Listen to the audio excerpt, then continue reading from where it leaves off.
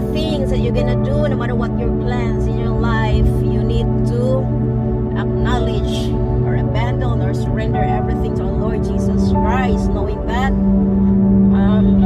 He is our shepherd and we shall not want, or whatever things will be successful. So just like this, before I start to drive, so I had to pray first for the protection of our Lord Jesus Christ. Let God will be the driver of your life. Let it be that you can acknowledge that your prayer would be, Lord, let it be that my